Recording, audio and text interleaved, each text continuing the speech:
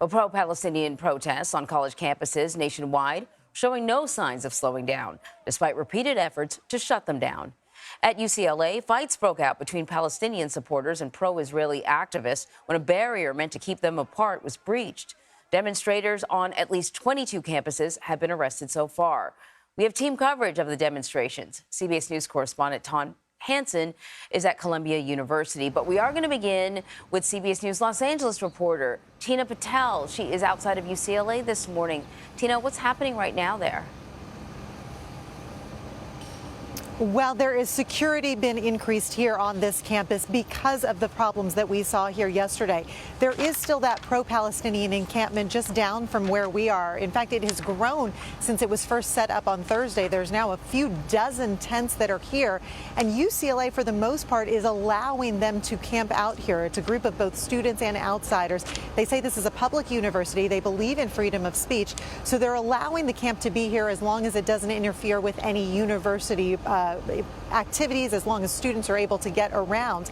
But as we said, yesterday there were barriers that were set up there because there was another group that had gotten a permit to have a demonstration for pro-Israeli supporters. They were trying to keep those two groups separate, and when those barriers came down, we saw a lot of pushing, a lot of shoving.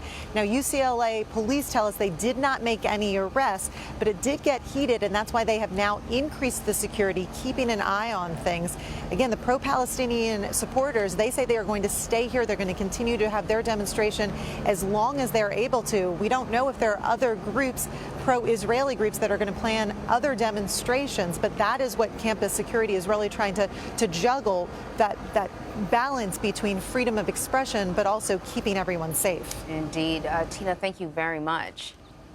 All right, to the other side of the country now. Tom Hanson's outside of Columbia University, where it basically all began, these encampments. What's the situation like there? Hey, Anne-Marie. Well, as you just mentioned, this was and still is the epicenter of this movement that we're seeing on so many college campuses. But what we're seeing today is a far cry from what we saw in the last few days. The police barricades that used to be here are now gone. There is not a tense situation similar to what we were seeing last week, but we do have one major development, and that is a statement from the university president that we just received minutes ago, saying that there is no agreement that has been reached. As you may remember, the students were calling for the university to divest from certain companies where the money, they say, goes to fund Israel's war in Gaza. The university president, this is the first statement that she has made as a singular entity. Usually it's joint statements, where she says, we urge those in the encampment to voluntarily disperse. Of course, this is ahead of May 15th, that major date when students will graduate. In the statement, she went on to say that many of these students were robbed of their graduation in 2020 because of the pandemic. They want to ensure that they have a proper graduation this time around.